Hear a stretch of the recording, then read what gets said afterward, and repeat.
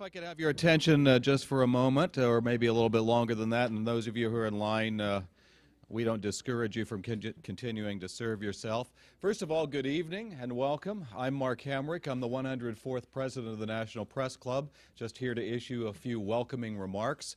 Tonight's program promises to be illuminating and at the very heart of what it is that we do here at the National Press Club, and that is engage in discussions about our industry. We advocate for a free press, and we certainly are engaged in training. That's the key mission of the Eric Friedheim National Journalism Library, and our amazing director, Julie Hsu, is over there coordinating that part of the work, and if you have any questions of her, please don't hesitate to ask. I just first of all just like to remind you that that is the mission of the library, and that is an organization that serves the public. It is also one that takes donations, and we have our 5K run, which helps to raise funds for the library coming up on June 11th, and that certainly is open to the public, and we urge your participation there.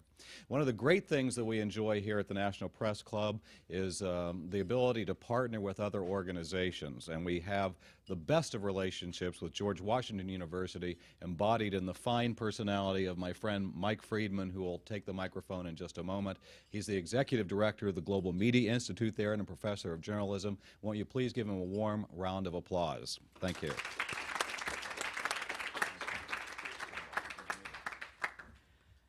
Thank you, Mark Hamrick, and thanks for taking time out to welcome everyone. There is a board meeting of the National Press Club which is going to begin as soon as Mark enters the room. After his obituary was mistakenly published in a newspaper, Mark Twain, an old Associated Press man, famously sent a cable from London stating, "Reports of my death are greatly exaggerated." In this year of 2011, some have now written the obituary of newspapers. Are there publishers and editors out there today to contest the reports of their demise? Paul Steinle and Dr. Sara Brown are on a mission to find out. Since June of 2010, these two longtime media professionals have engaged in their own shoe-leather reporting by visiting newspapers across the country to take the pulse of a cross-section of dailies, weeklies, and ethnic and alternative publications. So far, they've visited 44 newspapers in 44 states. In the process, they've created a national multimedia snapshot of the status of the industry on their website, whoneedsnewspapers.org. This evening, Paul Steinle and Sara Brown will present their findings to date, as well as the trends that are beginning to emerge. Journalist and educator Paul Steinle is the former president of United Press International. He was my boss there, and a terrific one at that. He's also been a war correspondent in Vietnam for Group W Radio, a television news director at KING in Seattle, and he ran the Financial News Network. Since 1991, he has been teaching journalism at the University of Miami, Quinnipiac University in Connecticut, and Southern Oregon University, where he rose to the position of Associate Provost. Dr. Sara Brown has been involved in the newspaper business for over 30 years as a human resource professional, management trainer, columnist, and educator. She helped manage newspapers including the Los Angeles Times and has conducted leadership workshops for the American Newspaper Publishers Association, now the NAA. She was also part of that valiant effort to save United Press International. For those who wonder what their spouses think of Paul and Sara heading all over America together, you should know that they have been married to each other for over 25 years. At George Washington University, our Global Media Institute, as many of you know, explores the evolving roles and responsibilities of the media in our society, as well as the transformation of journalism in the 21st century. We could think of no better program to bring to everyone's attention than Who Needs Newspapers. And we're very pleased to once again partner with Julie Hsu and the Eric Friedheim National Journalism Library here at the National Press Club on this event. Before we begin, I'd like to recognize a couple of my colleagues in the audience. First, Barbara Porter, who is now the Chief of Staff to the President of George Washington University, Dr. Stephen Knapp. Barbara and I actually worked together at United Press International for Paul Steinle, and Barbara actually worked with Paul out in Oregon as well. And also, I'd like to recognize my colleague in the GW Global Media Institute, Heather Date, who so ably produces our Kalb Report series here at the National Press Club with Marvin Kalb. Heather stayed on tonight when she arguably should have been on the road. She is leaving early tomorrow morning for Los Angeles, where she will receive the Alliance for Women in Media's 2011 award as Outstanding Producer in a Television News Series for her fabulous work on the Kalb Report. So congratulations, Heather. And now it is my pleasure to welcome back to Washington and to the National Press Club, Paul Steinle and Sara Brown. Thanks, Mike. So if I was really a terrific manager at UPI, well, that's another story for another time, right? So anyway, thank you. So it's fun being here. I was just thinking about the speech that Jason Robards gave for Ben Bradley in All the President's Men. All that's at stake here is the Constitution and the First Amendment, et cetera, et cetera. So I guess a lot is at stake. So we've had a lot of fun doing this project, and I want to take a moment and tell you about what the rationale was for it and where did we get this idea. Probably a little bit of it is my time at UPI, where as a broadcaster, it was a new experience to go around and visit a lot of newspapers. And I got to see how newspapers work, what the ownership was like, what the value systems were. And I was very impressed by that. And it's something that stuck in the back of my mind. I started teaching in 1991, and everybody told me that newspapers were about to die in 1991. And of course, you know, almost, well, 20 years later, they're still here. So there seems to be a flaw in the reporting of the story somewhere. And we were doing an annual First Amendment forum at Southern Oregon University. And 2 years ago, in 2009, we were looking for a topic, and I thought, well, it'd be interesting to do a topic about whether the public really understands where most of the news in the United States comes from. I mean, they go to that internet and it's all there, but where did it really come from? And as we know, the Project for Excellence in Journalism did an analysis a year or 2 or 3 ago in Baltimore, and I think it was like 60 or 70% of the news came from the newspapers. That actually seems like a low number to me, but that's what they found, so I will trust it. So we decided to do this forum, and we had to come up with a name, so I came up with a smart aleck name, Who Needs Newspapers? And the idea being a facetious one, that we don't need those at all. But of course we do, because we know that's where a lot of the information comes from. So we did that, and it was fun. We had Bob Giles come out from the Neiman Foundation and talk to our people. And we had a good turnout for it. And then I was about to retire last year, and we were looking for a project.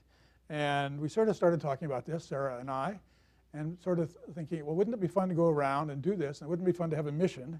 And wouldn't it be fun, the mission to be to report on the status of newspapers? And the premise is simply that how much fresh reporting have we seen from the newspapers of the United States? We know the Chicago Tribune's having problems. We know McClatchy's having problems. We've read about Lee, they're having problems. But what about the other 1,398 or 97 newspapers? So let's look into this a little bit. So we went out and decided to go out in the field and do this. To give it some framework, we created a 501c3, and we gave it the fancy name Valid Sources.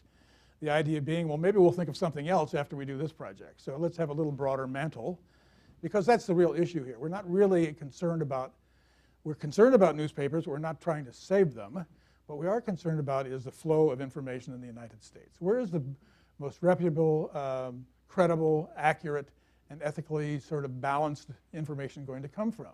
We think now that most of it comes from newspapers. Broadcasting, of course, contributes to that, as does radio, as does the wire services. But most of it is still coming from newspapers. So we thought it would be fun to do this. And we came up with this title, Valid Sources. We have some other people who are on our board. We created a project called Who Needs Newspapers? We didn't know all the 50 states in the United States, so we decided to go around and talk to the state associations and have them give us some advice on where to go. And that's what we've done, the State Press Association. So they've helped us a lot. So that's about the summary of the beginning of this. How is it funded? We're paying for it at the moment. We tried to get some foundation funding right away, but we couldn't. And I think it was, you know, somebody's idea that says, who wants to fund those people to go on a trip for a year? That doesn't sound like a good idea. Well, they should be with us, right? Because it takes us about 4 days a week to do this. times 4 times 4 times 4, 4 or 5 days. And then there's a day to drive to the next place. So we bought a truck and a fifth-wheel trailer and started in June 15th and started in Oklahoma. So that's the story. We're going to let Sara now tell us about what we've done so far.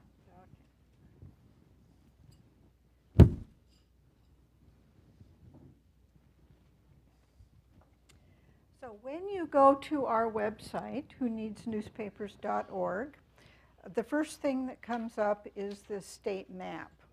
And actually, if you went on there today, you would see Texas all lit up in red because that's the report that is fresh on the website. We, I guess the other thing that you will see when you click on any particular state, the yellow ones are the reports that are finished. And when you click on one of those reports, you will see generally, sometimes the lineup is a little different, but you'll see 3 video interviews. So when we go to a newspaper, we do a video interview with the publisher, the editor, and whoever is handling their online operation. Typically different title in every newspaper we've gone to. You'll also see what we call a backgrounder. So we wanted to get a lot of sort of background information. What's the size of their staff? What's their circulation? What's their revenue? We don't ask for dollars, but we ask for percentages. We ask a lot about their online operations, the kind of software they're using. So a lot of good kind of data for the newspaper. We ask them to give us 5 or 10 URLs for their best enterprise stories of the last year. So you can click on that for any given newspaper. We have some pictures and then these very rich interviews. One of the things, there were lots of things that we hoped for. One of them was we wanted people to know who ran newspapers.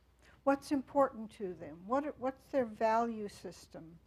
What kind of changes and experiments are they trying during this time of industry transition?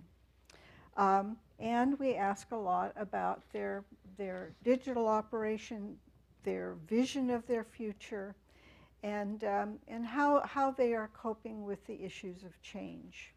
So that's the sort of thing you'll see when you click on any one of these state reports.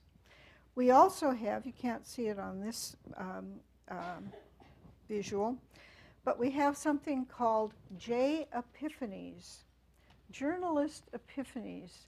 Paul got the idea about the time we got to Dayton, Ohio, that was our first one, to ask people who'd been journalists, so that's always the editor, sometimes it's the publisher, sometimes the online person.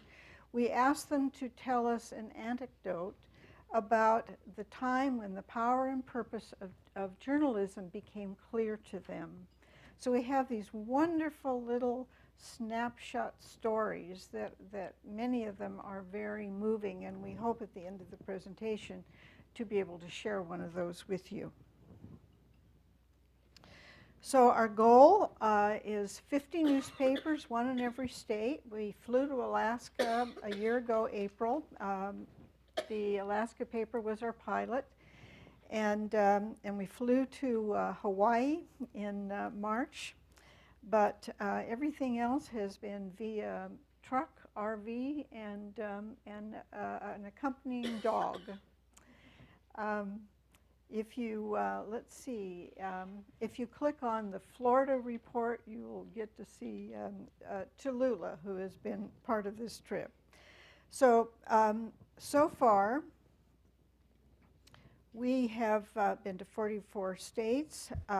We have, I think as of today, actually 33 reports posted. It took us a while after we got started. We went, initially we drove from Ashland, Oregon, which is where we live, to Oklahoma because Paul devised this great route where we could avoid bad weather. So we started sort of in the upper Midwest. We got to New England by autumn, which was lovely. We made our way down the eastern coast. We got to Florida for Christmas, went along the deep south, and back up the west coast, and now we're doing what I think of as the mountain states, which is where we have run into the first snowfall. So let's see here. Our sample. Paul mentioned that we have used the state press associations to give us guidance on the newspapers that we might want to meet with. So typically they'll give us 2 or 3, and we've tried for a blend of circulation sizes, of ownership. We knew that we wanted to have some specials, some ethnic papers, etc. So the way it has worked out so far with the 44 newspapers is that 54% of them are under 50,000 circulation. That leaves 46% are over 50,000, and it's about 23% are over 100,000. So we've got a great mix of large and small newspapers. We have 30% of the newspapers we've been to are publicly traded. And they represent McClatchy, Cox, Lee, New York Times, Gannett, Media General, and Below. So the rest of these 70% are privately held organizations. A lot of them are groups or small groups.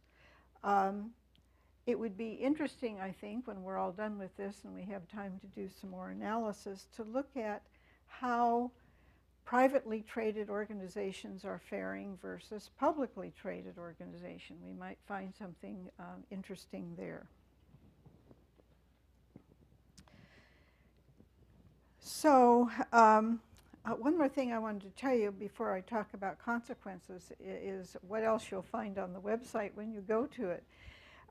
So far we've done about 7 what we call bonus interviews. When we've been in a part of the country where we had access to somebody who was kind of a guru with newspapers, we arranged to have interviews with them. So we actually met today with Tom Rosensteel. We've met with Ken Doctor. We've met with Philip Meyer. These are people who have sort of studied the industry, but we have met with Al Cross from the rural journalists. We've met with people from NAA, from Pointer. So those interviews, I think, give some useful context and perspectives on what's happening in the industry. So what role do newspapers play in our society? So when I start these interviews, Paul's a cameraman, I do the interviews, and we ask initially for them to tell us what they think their key contributions are to their communities. At the end of the interview, we ask them to say or to guess what might the impact be on their communities if their newspaper were to close its doors and not be replaced by a similar news organization. And these are some of the responses to that question. Intellectual power outage. I think just the lights would go out. Democracy doesn't do well in a dark place. Democracy does well with the bright light of scrutiny shine directly on it. And if the day wasn't here, then that light would be extinguished.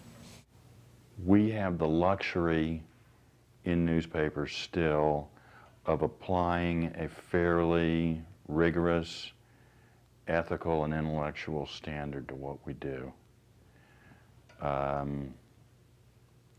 That other organizations could be able, might be able to do, but for the most part, they're not doing it as rigorously as we are. So that's what would disappear. A large part of the universe of news and information that is gathered, created and or gathered by professional reporters who observe a standard of behavior, of ethics, of intellectual approach to their work would disappear. Would disappear.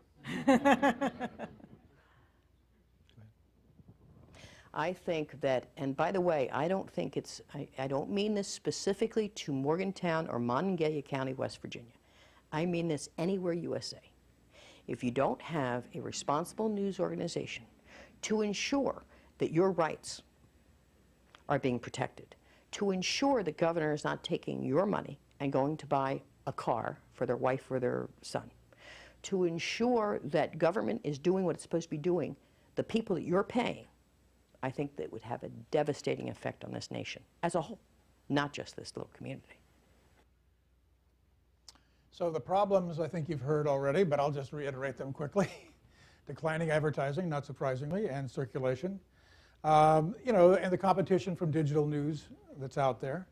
And then, of course, the perception that newspapers are dying, which we keep hearing over and over and over again. And I think that's one of the issues that we're going to talk about here tonight. Is that the correct perception? Newspapers are dying. But we'll talk about it later. We talked to one publisher, and one of the interesting things about this trip was it occurred right at the end of the really killer part of the recession for newspapers. 2007, 8, and 9, and you know, that was really the bottom. And they were starting to come out of it again. So here's Gary Ferrugia. He's the publisher of the Day in New London.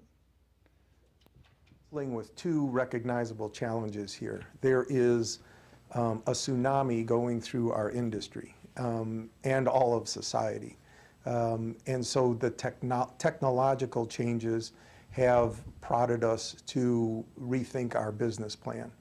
And then coupled with that has been this oppressive recession that has hammered 7 billion people in the world. But has hit particularly hard businesses that rely on advertising as a major source of revenue. The economic recession has caused us to reduce expenses, to try to consolidate areas. The structural changes that are happening and driven by technology have caused us to really rethink how we do what we do and how we take the respected and valued traditions of a newspaper and transform that into an emerging digital business. So, as we said before, these PowerPoints either work or they don't, and God knows why. So here's the big question, I think, and I think it's a question of framing. You know, we hear about that all the time. Is the frame newspapers are dying? Is that the frame? He just used the word transformation. You know, and I think that's a much better word because based on what we've seen, there's an awful lot of activity going on. Nobody's sitting around and they haven't just read the diagnosis and decided to go into hospice. This is not the situation. You know, what we discovered was people were fighting and they're coming up with new ideas and they're reorganizing. They're putting resources in different places.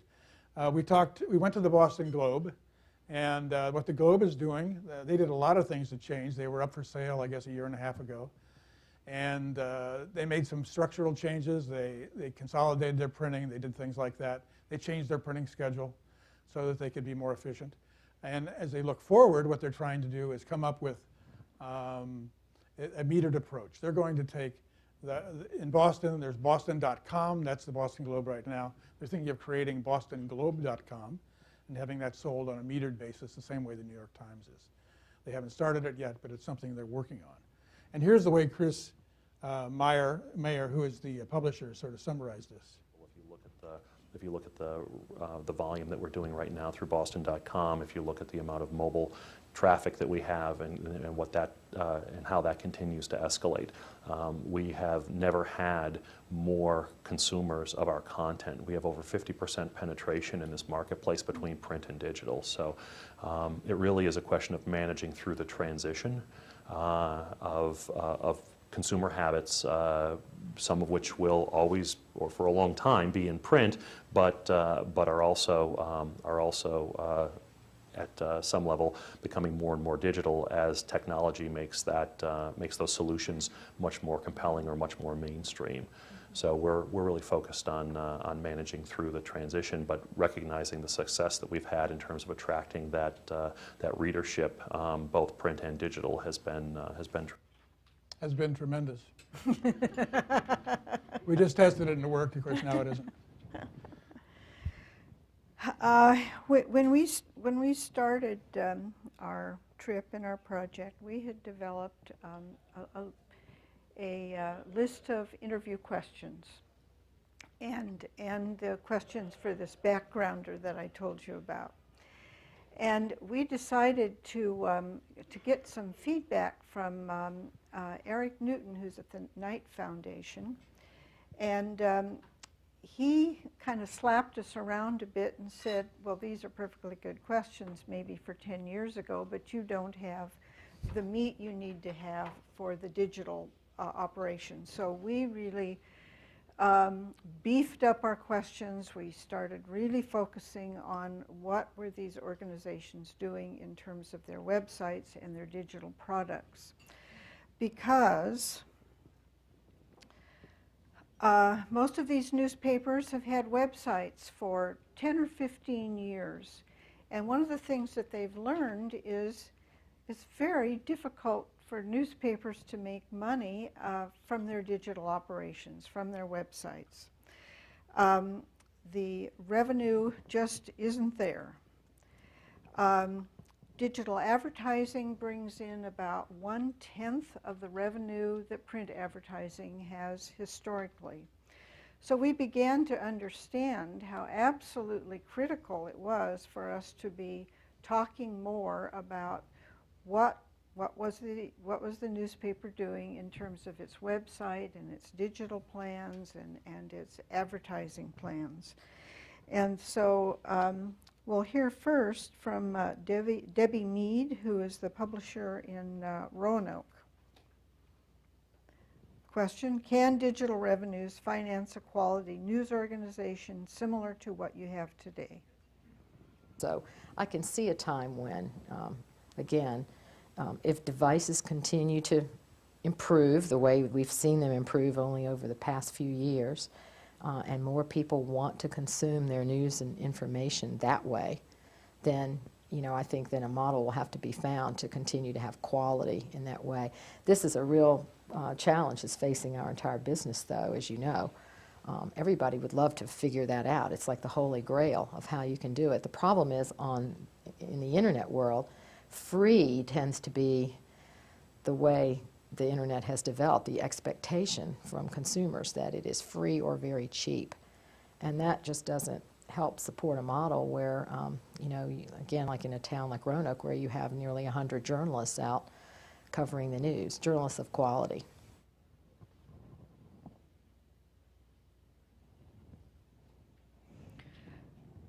So in the industry, there's this issue now. How will newspapers begin to get some revenue from these websites? And there are various points of view. There is the paywall versus no paywall controversy, or something in the middle. People on the no paywall side believe that if they have an enticing, engaging website, they will get a lot of eyeballs, and that will attract advertisers, and they will make money from advertising. On the paywall side is our product has value and we should receive something for it. And in the middle, there are various things, subscription models where you subscribe to the product, but you get all the print and all the digital platforms. So one of the first operations to have a paywall is Walter Hussman from the Arkansas Democrat Gazette. And he's been kind of a model in the industry for paywalls. One of the most significant changes we've made is a change that didn't happen in the last 2 or 3 years, but happened 9 years ago.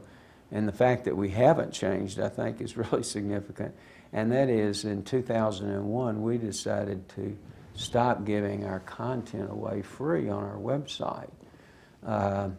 We have maintained that policy now for the last 9 years. And we think that's probably the most significant policy decision we have made that has had an impact on the success of our decision to publish a newspaper. If you look at our circulation, we did a comparison of 1998 to 2008. And I used 2008 because that's the first time we did this comparison. Also, that was before many newspapers had to start aggressively raising their circulation rates once we got into the recession.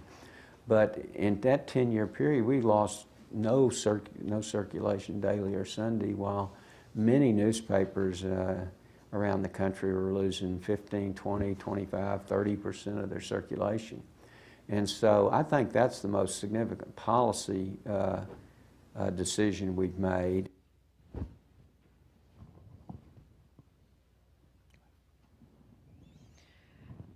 So as we went around the country and we talked to these newspapers and we talked to them about their various business models, everybody was scratching their heads and looking for, but really looking around to see what everybody else was going to do. And I think there's been a lot of interest in seeing how the New York Times' new metered model will fare.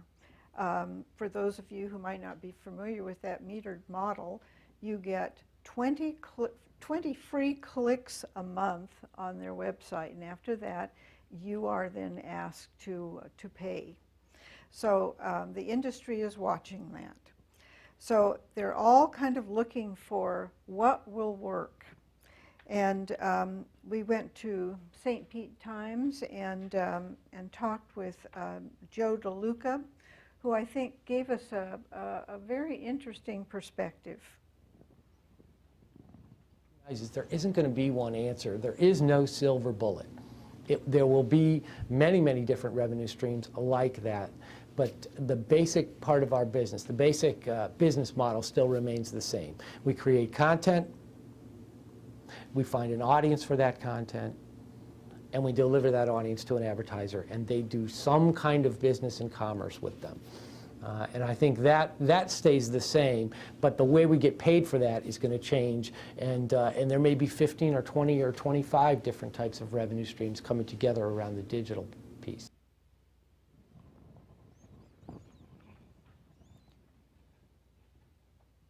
If I could. Okay. Newspapers are known as being somewhat risk-averse, of being sort of legacy organizations for many years. They didn't really have to change. They were the only game in town.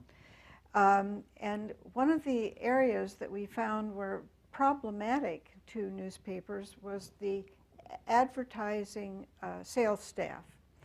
So they might have been very comfortable selling print advertising, long-term relationships with advertisers. And so we began to ask a lot about how are you transitioning your print ad reps to selling digital. And a number of them are now beginning to have sort of specialists in their advertising department helping those ad reps who were comfortable in what they were doing, making that transition. Change. And understanding how to communicate the concepts to the various generations of advertisers and sales reps. You know, we have people that have worked with this newspaper for 30 years. They believe in print. They've been selling print. That print's been working. I don't understand this new online thing. So it's planting seeds that will slowly open their mind to receive this new information, so that they, again, because they've, you know, sales is all about relationships. So the person that's been here 30 years has built some very strong relationships with their client, with their customer base, and they believe them and they trust them. So what better person to communicate this new change to this advertiser than this person who they've had a relationship with for the last 20, 30 years. So our goal, or my role, is to communicate with clarity, or as best I can communicate with clarity, new concepts, new ideas, new developments, so that this person then again can transfer that information to the client via the relationship that they have. From the advertiser standpoint, you have people, again, local advertisers or local businesses, local companies who are very much like this newspaper, generations of owners that have gone through the family. Well, my dad did this, and my granddad did this, and my great-granddad did this, that sort of thing. So you have to come in and say, I understand. But your great-granddaddy rode a horse and buggy. What are you driving? You know, there's some things, it's very much the same. So utilizing analogies, other analogies of change and transition, and talking about media consumption and how we use, how we receive and get our news and information, and then just communicating that to them, again, with clarity as best we can, is what we try to do, is what my role is. So change is one of the big problems. And in the newsroom, of course, it's the same thing. So we've heard this over and over again. The cultures need to change from once a day to 24/7. And you know, I guess some people feel, well, they can't do that. They've been doing everything the same way too long, and they're incapable of change. But here's a fellow who's been doing this for 40 years, and here's what he has to say about it. This is a long time, have changed many times over, and we will have to adapt to survive. I'm a real believer that the basic tenets of good journalism will survive. There are a lot of people that seem to think newspapers are dead. Well, I think journalists are not dead. Newspapers are going to survive for a while, but people are going to want information, and they're going to want credible information. And it isn't some blogger out there who's blogging away with his opinion as though it were a stated fact that's going to be accepted. It's going to be the journalist that provides credible information. But the journalist is going to have to adapt as to the form of delivery.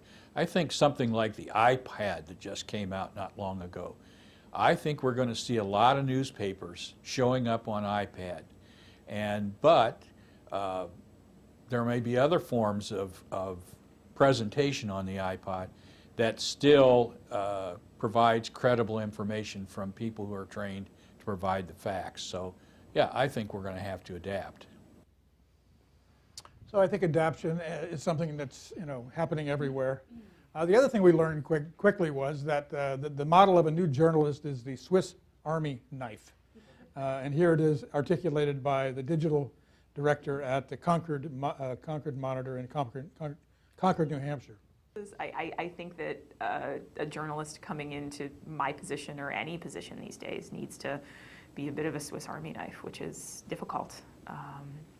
And I think you'll see that in a lot of the journalism programs around. On the side, I teach journalism, and it's really interesting. One of the first things that I tell my students is, if you're in this to not do math, I'm sorry. Like, or you're in this because you don't like technology. It's just not possible anymore. You need to know a little bit of everything. So I think the other thing we learned was that, and this seems to be a common thought too across the industry, that the news must now be delivered however people want it. The idea of the newspaper as the only delivery method, you know, is just not going to work anymore. I think what it comes down to for all newspapers is really the same thing. I mean, are you going to be bringing information and the stories of your community to that community? And if you're going to be doing that, are you doing it in the way that people want? We live in a society where people want what they want, when they want it, how they want it. And we have to be able to do that. And I think the word newspaper and exactly what that means to people will change. But in the end, we need to be the leading news and information organizations for our community, be advocates for our community, demonstrate that we care about our community and our readers. And I think that they will come along with us in their own way, whatever device or delivery method that they choose. And if we don't convince them of those things, then they'll be off somewhere else. They'll be off somewhere else. This seems to be perfectly obvious, but again, I think it's something that we thought about a lot, that newspapers have adopted this web-first publishing tactic to remain competitive. It's really important, obviously, in a metro area when you have multiple news organizations. In Houma, Louisiana, it's not such a big deal. There's not a lot of people fighting you for the headlines.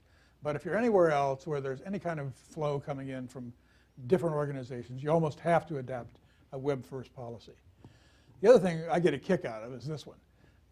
The people in the newspaper industry have just discovered that video is harder than they thought it was going to be. Those of us in broadcasting, of course, sort of knew this, but to them it was like, we'll get that flip camera, we'll just go out and take those pictures. Well, it isn't quite that easy. So this is just a little subtle nuance of something we discovered, and I get a kick out of it. Probably that's why it's in this list. And here's this new attribute for newspapers, interactivity. Pretty exciting. It's fun to see who's reading your stories.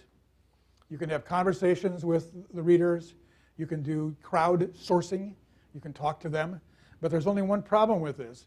There's also these comment areas in the newspaper. And this is something every editor in America must have nightmares about. And here's a fellow articulating it from Houma. It's some of the best and the worst of what we can offer on our website. I think it's kind of obvious in common sense that if you can give people a free forum, they may be more willing than otherwise they would be to express themselves. And that is really the mission or the purpose behind the anonymous forums that we have, is to give people who may otherwise feel, for one reason or another, that they aren't interested or willing to express an opinion, whether it be controversial or not. They'll do it if they have that opportunity to do it without revealing who they are. On the other hand, it's got the sort of seedier side where people will say things that are cruel or bigoted or just dumb.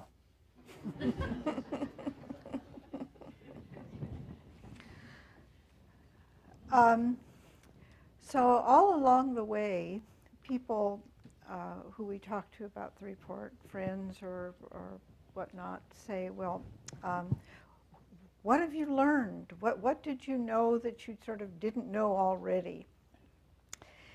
And for a long time, that was rather a hard question for us to respond to. But in preparing for our presentation tonight, it occurred to me that this is sort of like a question that I read somewhere that Ralph Waldo Emerson would pose to his colleagues when they met for coffee at Starbucks or wherever they met in those days. And he would say to them, "What has become clear to you since we last met?" So I think this process of, one newspaper a week for a year has been a process of gaining sort of visceral clarity about what's going on in this country with these newspapers, and sort of almost like sort of absorbing it. And so we have identified some sort of first findings, and then it is our hope that when we get off the road and post the last report, which will be probably the first week of October, we'll have time then to sit and say, okay, what do we really know? But this is what we know at the moment. No one told us that they believed that print was dead. No one told us that they believed that it was dying. Now, there are lots of speculations about the future of print. And last week, we were in Salt Lake City, and we went to the Deseret News. And the president and CEO of the Deseret News, Clark Gilbert, is probably one of the most, well, what would we call him? Rabid. Rabid, okay. Rabid Advocate. proponents of digital news that we've come across. And so we were curious to see what he thought. And so here we have Clark Gilbert. And will newspapers go away? I think print has some compelling features to it that will make it last for a little season. And only if they learn to define and differentiate themselves. If you want to be a generic news organization covering all topics on all things, that model in print's not going to last very long. And if you can find a differentiated position, I think you can find a position in the market that will last, you know, I won't say 20 years, but will last for a while. We're planning on growing our print circulation over the next 2 years quite dramatically. But it's because we feel like we've defined the product very carefully in a way that makes it unique.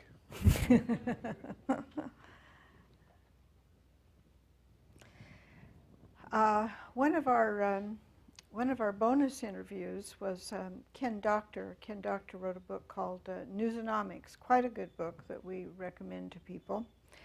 But one of the things he said to us was that the life is being sucked out of newsrooms. Now, newsrooms and newspapers have gone through a lot of staff reductions. But when he said that, I thought, you know, that isn't what we heard.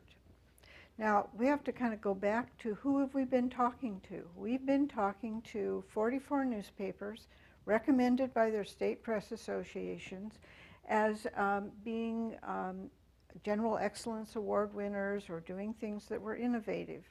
So it's very possible that there are a lot of newsrooms who are lacking in energy, but that isn't what we found at the newspapers where we were. I think the most successful changes that we've made have been the change in culture in the newsroom environment. And by that I mean I think everybody in our newsroom, after everything they've gone through in the last couple of years, they really get it. I mean, they know that if we want to continue to put out a newspaper every day, if we want to continue to provide Jackson with the news that it needs, they have to evolve. And they have to be more nimble, they have to be more flexible. And I think the successful part of that is that everybody is re-energized. You know, we have veteran reporters who, you know, they can recall the days where they were, you know, back on the deadline and they loved it, and now they're back on deadline again. It's crucial. They're energized by it, and they're embracing the new mediums. You know, our reporters are doing a lot with video now. They're doing a lot with uploading their own stories. They're, you know, they kind of have to be able to do it all. And that's, in a lot of ways, that's exciting. It's been exciting for me as somebody who's been in the industry for 16 years. The first 10 of it, which was pretty stagnant, now I'm learning all of this new stuff, and it's been exciting.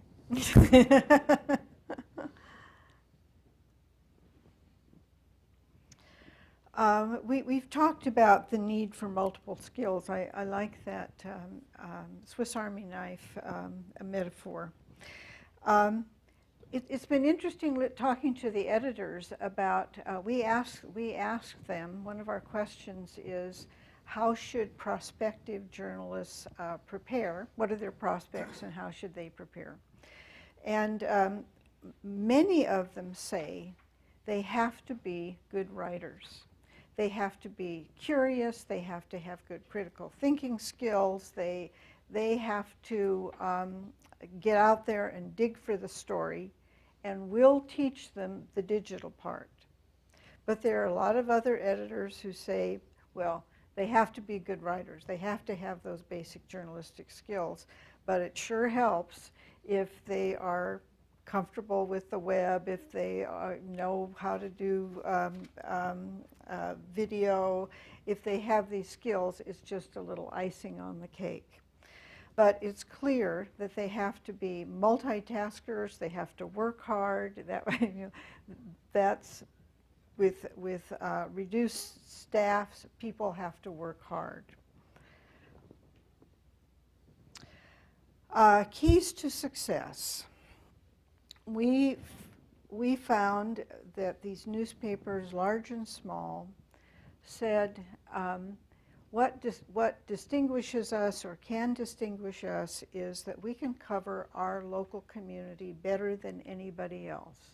Now there's more and more competition. There's the patch, there's the aggregators, but they still believe that they have more people in their newsrooms to cover their local community than their competitors, and they are a trusted brand, and they can do that. So local emphasis is key. They also believe that the watchdog reporting that they do, and this also comes from history, context. It's sometimes difficult because watchdog reporting, investigative reporting, takes time and staff and resources, money.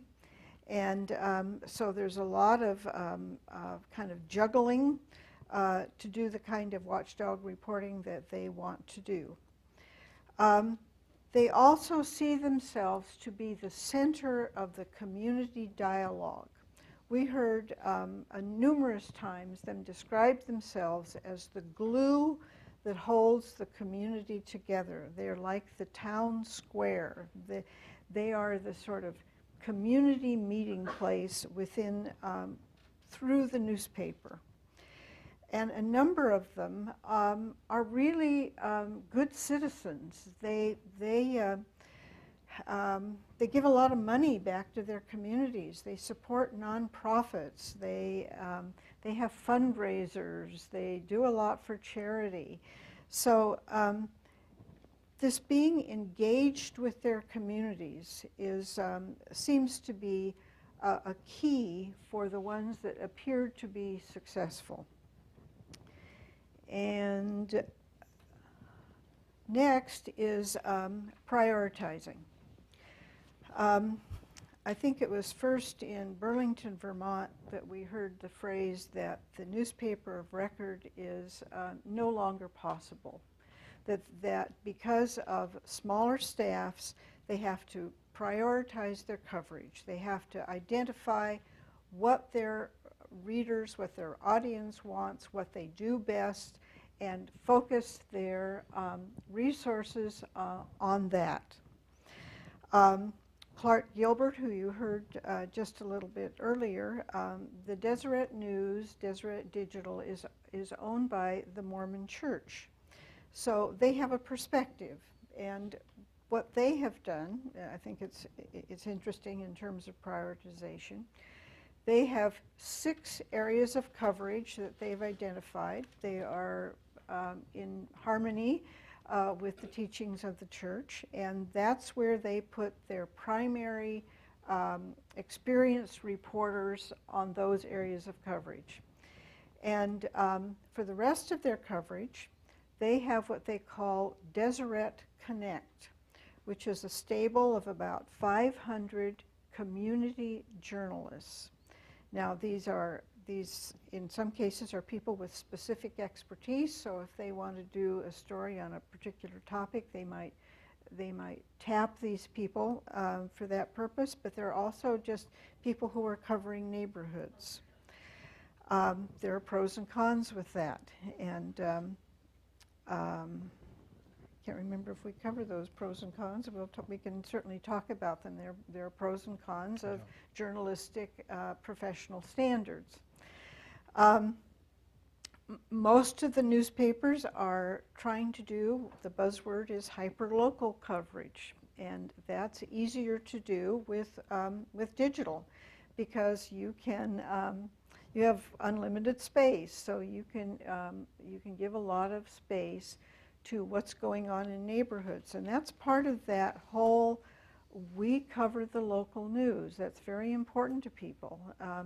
It's still important to people, you know, to cover sports in these towns, sports in print, refrigerator clippings, etc. So prioritized, focused coverage is very important. And the other sort of important finding is this issue of circulation. In some cases, part of their cost-saving strategy at the papers, and actually we heard it quite a bit, was that the papers intentionally reduced their circulation footprint, they would call it. So they would stop delivering to areas that were just too costly for them to deliver to. They might have stopped giving print copies to their newspaper and education programs. Instead, they would make those newspapers or digital renditions on the web. It's a, I guess I don't know what more to say about circulation. It is a troublesome area. Yeah, and one of the ironies of all this too is that I mentioned before is that the reach has been extended. So here you are, you're running this newspaper, you're now reaching more people than you ever have before with your news. So how do you feel about it? Is it really going to work for you? Here's the publisher of the St. Petersburg Times, and you can see the dilemma in his face and the way he talks about this. It's a little hard to tell what form it'll take. I mean, we can also, I think, safely predict that it will become ever more important, that more and more people will be able to we'll be able to reach more and more people at more and more places through our digital offerings. About 3 months ago, I got an iPad. I find that potentially very important in the delivery of news and information and advertising.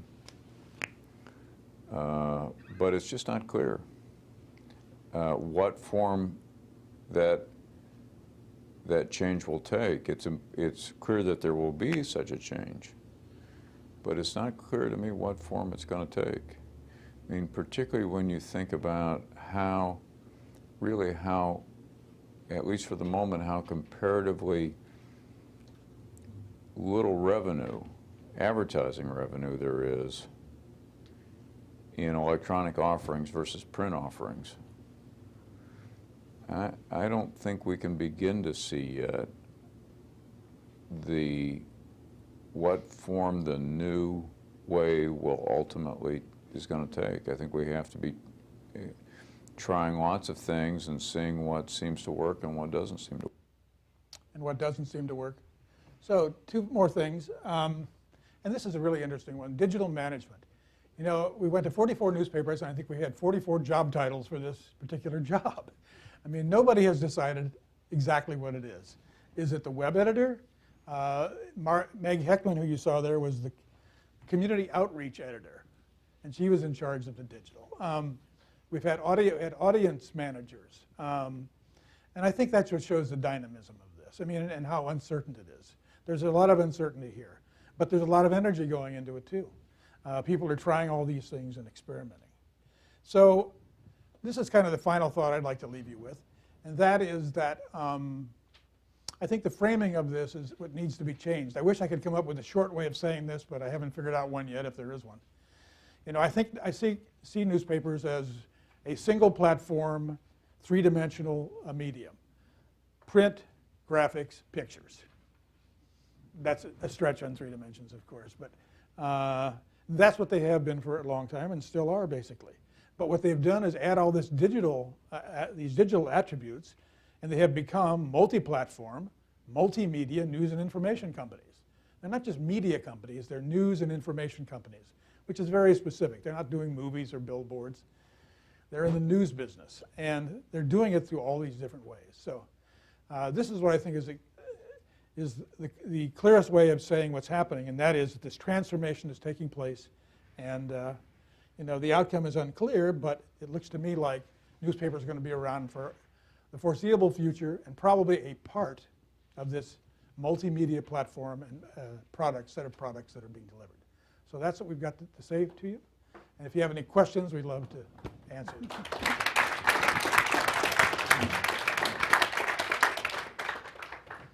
Yes, sir. Can I leave in first? Yeah, go ahead. I'm Drew Davis. I'm president of the American Press Institute. Oh, great. Okay.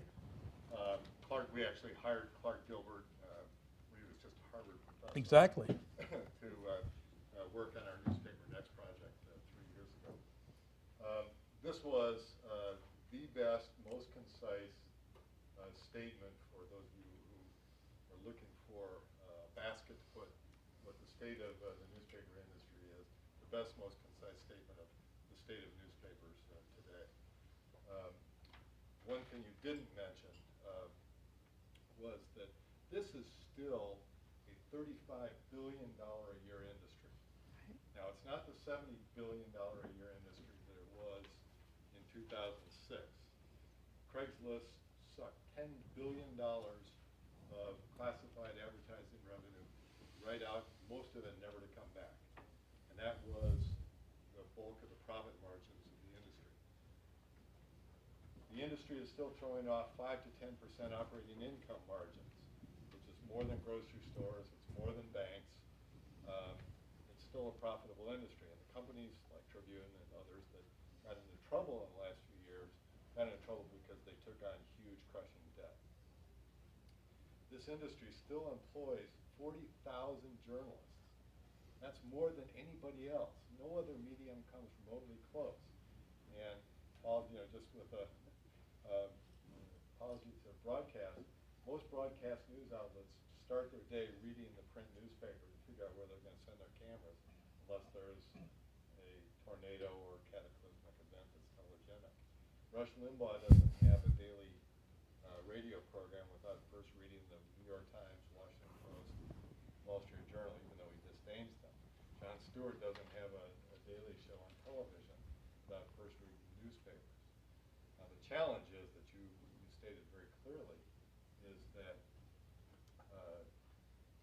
all of digital advertising for newspapers now is about $3.5 billion, which doesn't equal the $4 billion being expended for salaries for reporters and editors. That's a challenge. But remember I said total revenues are $35 billion. Much of that $35 billion goes into the cost of manufacturing and delivering newspapers. I'm almost done. How many of you have a Kindle? Anybody? Your Kindle costs how much? $120, $130? It costs the Washington Post $285 to manufacture and deliver one Washington Post to one customer for a year. They could give each of their $500,000 customers a Kindle or some tablet reader and never have to kill another tree or pay a teamster to drive a truck. So the economics are shifting, and I think that the digital future that you so well described is an opportunity to get out from under the infrastructure of $100 million hunks of iron presses and newsprint, which today costs $600 a metric short ton, which is a lot of money. So well done. Was there a question? In music, they call that a coda. I see. Yeah. I noticed in a couple of reports, and I think I looked today at the main newspaper, I forget what the name of the paper was, but it talked about when you have this multimedia performance by reporters, they're posting video to the web, they're sending out tweets and covering a court session live. How do the papers maintain editorial control when reporters are publishing direct to the consumer, and you've cut out the copy desk editor and the rim editor and other eyes that ordinarily would have looked at copy before it went to the consumer? Well, we didn't study that in depth, but we talked about it, and it's an issue that they're all concerned about. You know, there was much more oversight than I thought there was, frankly. Most places have somebody look at everything. They're not looking at the tweets, you're right. So, I mean, if you're at the court and you say somebody was innocent and they were guilty, and it goes out, I mean, there's nobody checking that. But maybe that's the last thing you ever do for that newspaper or whatever. At some point, I think you have to sort of back away and say, who are the people that are going to be doing this? Well, the people who are doing it are the same ones who have seen the SBJ code, the same ones who work with their editors all the time. So they're not, you know, somebody who's never done this before. So they, you know, common sense at some point is going to control them. But is there a chance of things happening? Absolutely. But we really didn't see very much of that. It was mostly in the tweets. That was the one. And Facebook. Yes, but not as much. I mean, because the tweet is sort of the fast, this is what just happened thing.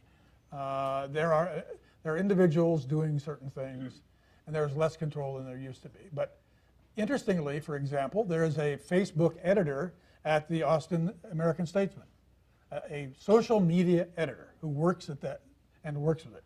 And a couple of places said they did everything through the editing desk. So it's still, it's an issue people are sensitive to, and they're still learning how to do it. So I don't think in the short term it's going to destroy the credibility of this. Other questions? Yes, ma'am. How do blogs figure into the reporting mechanism? In a number of the newspapers, actually, reporters had blogs. I mean, the reporters themselves were blogging, and in some cases it was through their blogs that the interactivity would occur. So that would mean that a reporter would sort of monitor those comments. We had the fellow from HOMA who talked about the difficulty of sort of monitoring inappropriate responses. Are you talking about bloggers who might be like community journalists? Is that? Well, I'm just asking what trends emerged with regard to the use of blogs. I think it's too broad a topic to get your hands around. Certain papers do it. They have designated people who do it, though. And what is a blog? You know, it's a journal, basically.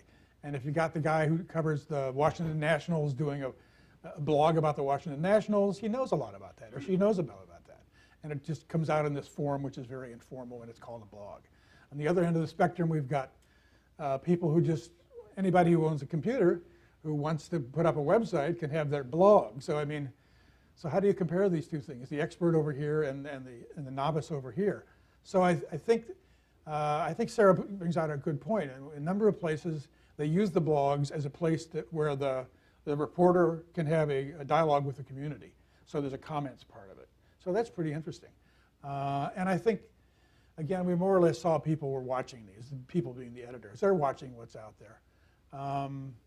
Is it a place for growth? I think it is, because it's a different kind of journalism. I mean, the New York Times used to have the Reporter's Journal. You know, I remember reading those. This is the same thing. I mean, a blog, it's called a blog, but that's what it is. I went there and this is what I thought. You know, I wrote my story, but I saw these other things happening, and isn't it interesting? So I think it all fits together. But the whole concept of blogs is one of those things that's like, it's too broad and diffuse to get your hands around it and say, blogs are going to do this or blogs are going to do that. Yes, sir. You said that 30% of the pitch you listed were publicly owned and 70% privately owned. Did you perceive any difference in how they look upon the future based on the way they are owned?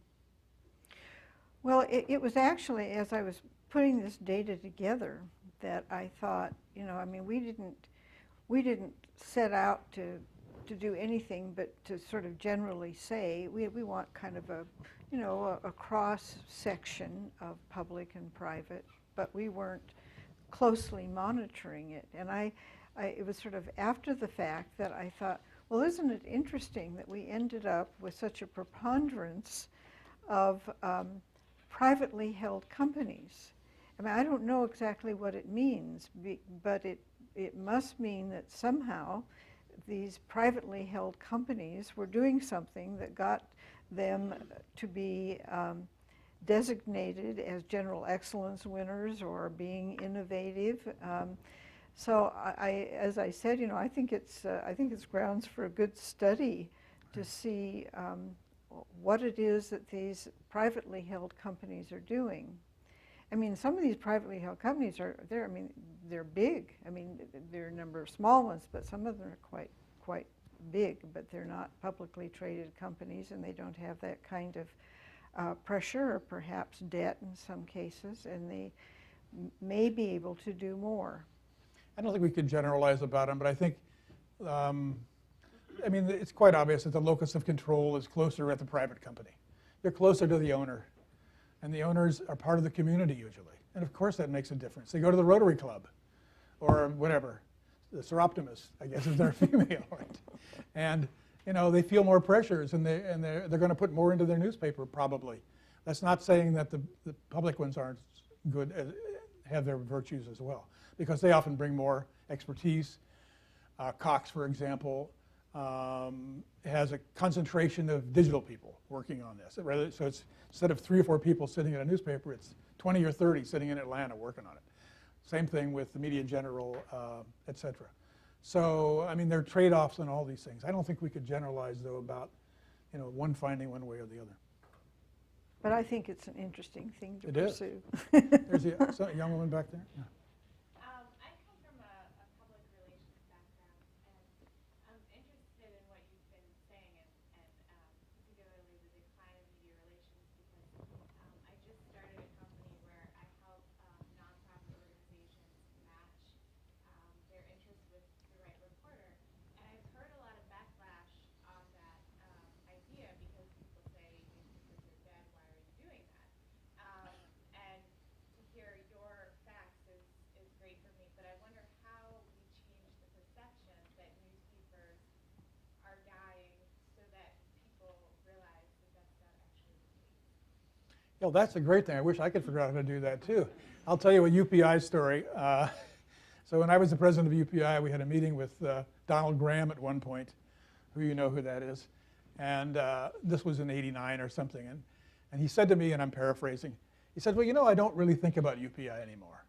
I was thinking, oh, we're dead in the water because of the perception. There had been so many stories about the death of UPI that here was a person, you know, who was a leader in this field, and he just had taken UPI and sort of set it aside. And I think that's what's happening, because there have been so many stories about the death of newspapers where people are saying, well, that's a dead issue, let's not be involved anymore. But it's not the reality, I think, that we just heard here. It's still a major force out there, and it will be for a long time. You know, 110 million people right. read a newspaper every day. That's more people than watch the Super Bowl. So I think the way to deal with it is facts. You know, if somebody says that to you, you say to them, here's what's out there. What do you think? Is this worthless? As I said before, I heard in 1991 when I started teaching that newspapers were about to die. And it's a much more complicated issue than that. I mean, we've had publishers say to us that they would have advertisers say, gee, it's too bad that your newspaper is dying.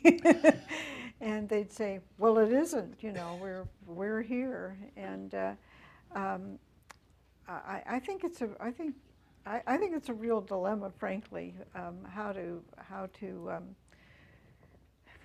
you made your case so well. How about reporters in newspapers put a lot of ink into how crummy newspapers were for the last 3 years.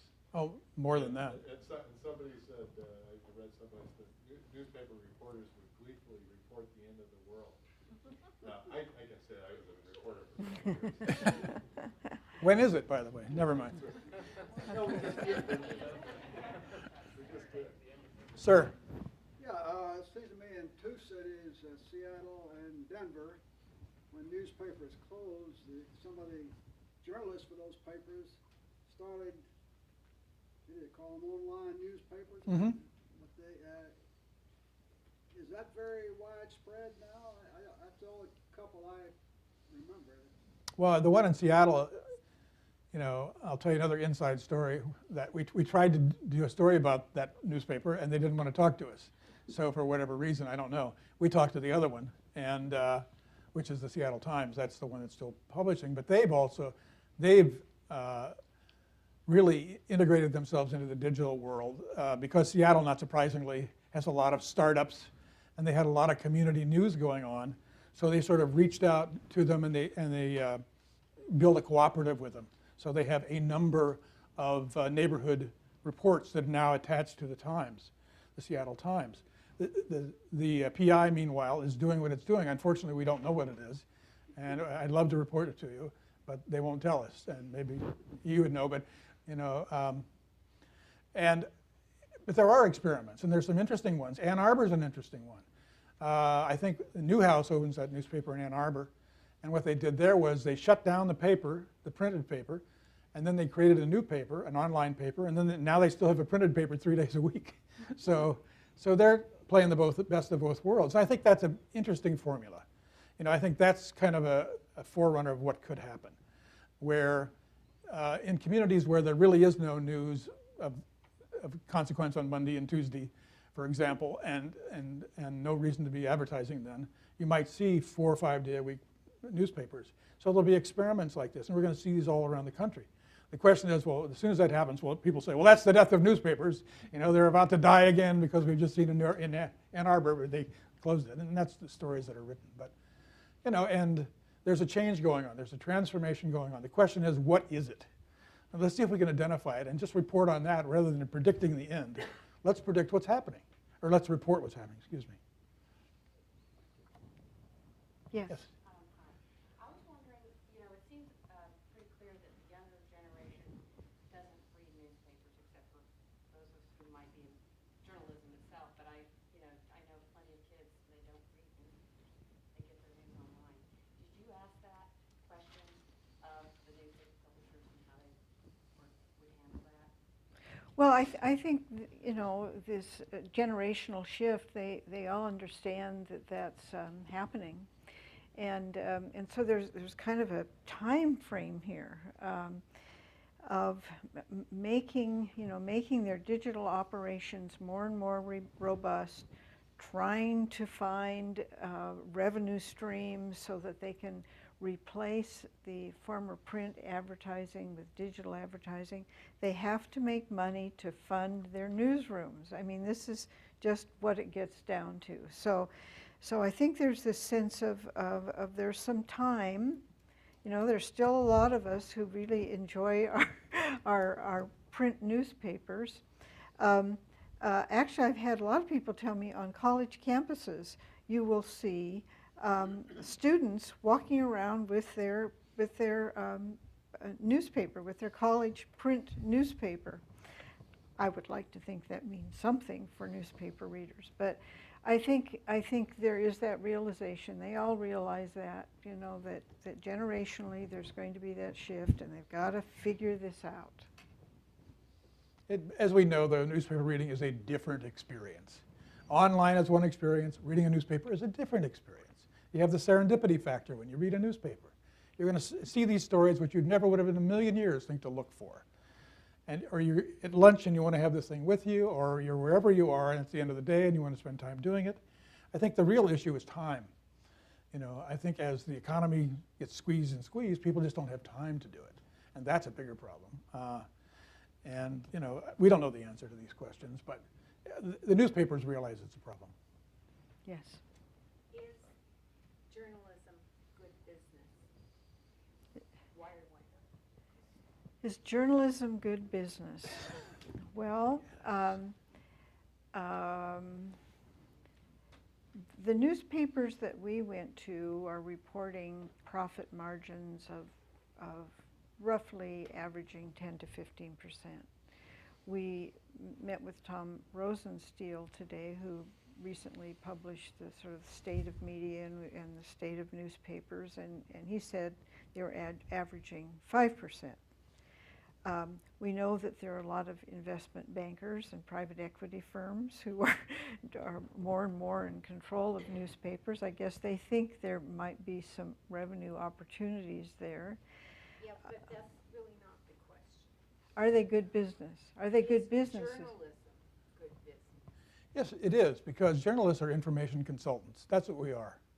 You know, you hire a consultant, you want to build a house, you have an architect or a builder come and they tell you how to do it. You don't do it yourself because you probably don't know how to do that. The same thing is true with information. How much time do you have to figure out what's going on in Congress? I mean, you could go up there and go to every session. You could watch C-SPAN all the time. You could take notes. Maybe you could figure it out.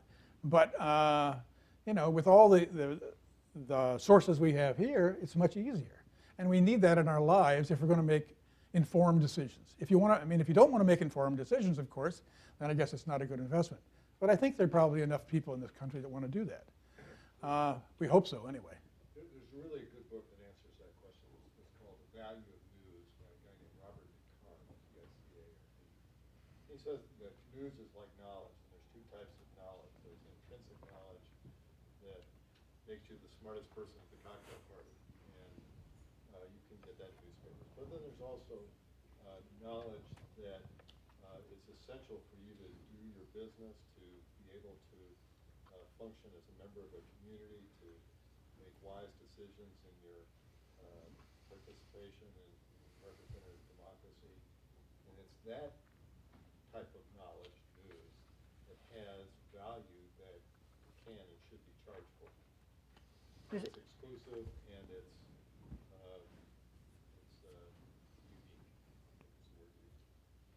Did that answer your question? Well, what I see, and this is an observation, not a question, is what you're describing is obviously a fact. I mean, we're a knowledge economy, okay? And that any given person's value to his or her employer is based on his skill as a knowledge worker, okay? But is that in and of itself a business model, okay? How do you translate that into a business? You know, what they're describing in the newspaper business is you're attracting an audience to a certain set of, you know, news articles so that advertisers attach themselves to it. This sounds like a conversation you should have between the two of you. Right. Put the slide back on. I don't know the number of them find you. Let's do one more question, and then we'll wrap this up, because some people have to go. Thank you. Joe. Paul, do you have a sense that as the big city dailies have been passing, say, the Chicago Daily News, the Houston Post, but and that's where we get much of the blaring headlines about newspapers dying. But I get the sense from the reports that you've been doing around the country that smaller dailies and regional newspapers and weeklies are doing proportionally much better than they may have been even 30 years ago. Perhaps because there's the vacuum created by the passing of some of these major newspapers. Do you share that perception? Well, I don't think it's a vacuum. I think they just have value, and they continue to have value. But have they increased in inverse proportion, perhaps, to the passing of the big? Boy, I don't know about that. I just think that they've always been a part of their communities, and they're going to be for the foreseeable future.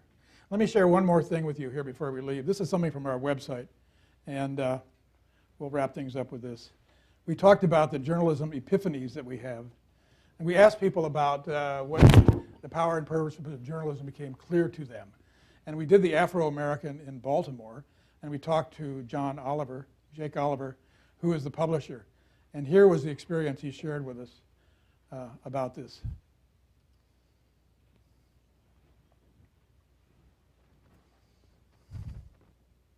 When I was a kid, my father, who was president of this paper, with his cousin, who was the chairman, and his other cousins who were all around him, when he retired as president, he had an old world perspective of what this paper was supposed to be about. When I was 5, 6, or 7 years old, I couldn't understand, why is this paper called Afro? Why are we only writing about black people? I don't understand, and I don't like it. Until Carl Murphy ran the picture of Emmett Till on the front. That changed my life. I just had to look at that for hours. I couldn't understand how any human being could do that to another human being. And then it dawned on me. Racism, hatred. And suddenly I realized why we had the afro. A lot of powerful stories there. So thank you very much.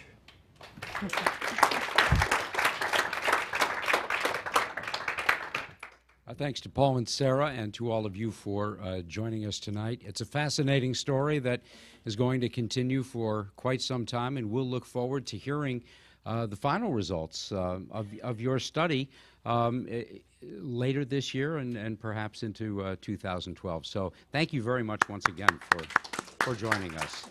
Folks, if anybody's still hungry, there's still food in the kitchen, and you're welcome to join us.